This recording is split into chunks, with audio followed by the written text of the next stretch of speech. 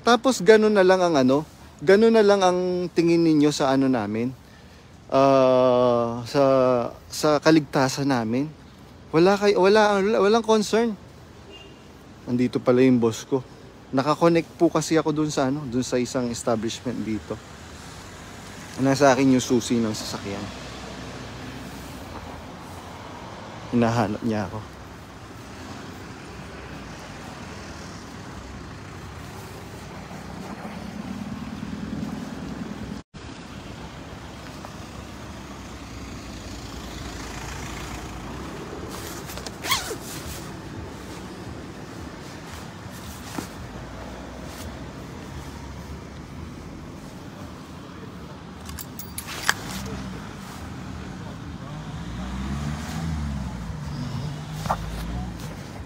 Hindi lang po.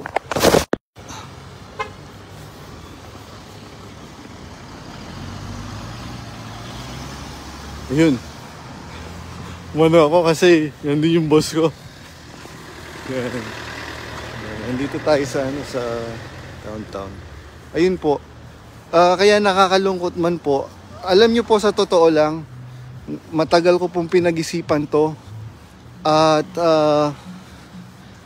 sa tingin ko, I have made the right decision. Dahil ang faith ko bilang MCGI member is not a sampay bakod. Dahil marami po akong sinakripisyo. Sobrang dami kong sinakripisyo dyan.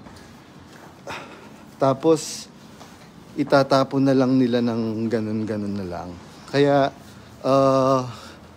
nakakalungkot dahil yung nangangasiwa ngayon walang pakialam. Yun po ang totoo. Wala pong pakialam dahil puro show off. Kapampangan. Pasensya na po kayo, kapampangan po ako. Dito po ako sa barber. Magpapagupit ako. Walang tao.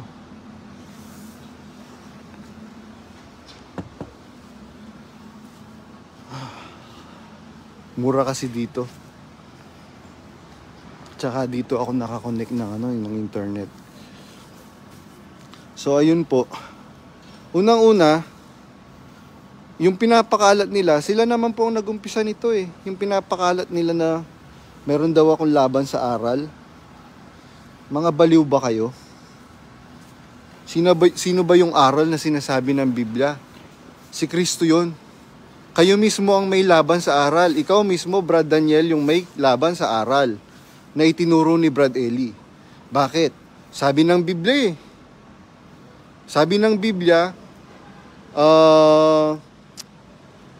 pagka kayo maglilimos, huwag kayong tutugtog ng pakakak. Bakit tinuturo mo ngayon na kailangan pagka mag-MCGI cares kailangan document? Ano 'yun? Hindi ba ikaw mismo ang lumalaban sa aral ng Diyos na nasa Biblia? Tapos biruin mo magpe-fiesta ng Diyos. Pinayagan mong gumawa ng float na merong estatwa mo. Ano 'yun? Tandang-tanda ako, mga kapatid. Di po ba kayong lahat? Saksi po tayong lahat diyan na tuwing babanggitin ng mga kapatid, ng mga tao na nagtatanong sa Bible exposition na salamat po Brad Eli. Ayaw, sinasaway ka agad ni Brad Eli yung sinasabi ng tao na salamat po Brad Eli. Hindi, ayaw ni Brad Eli yan. Bakit ngayon puro salamat Brad Daniel, salamat Brad Daniel? Bakit? Alam nyo po mga kapatid, yan ay malinaw na idolatry. Malinaw po yan na idolatry. Pasensya na po ang lamig po kasi dito sobra. Kaya sinusuot ko yung gloves ko. Malinaw po na idolatry po yan dahil ang idolatry po hindi naman po yung ginagawa ng mga Katoliko lang. Idolatry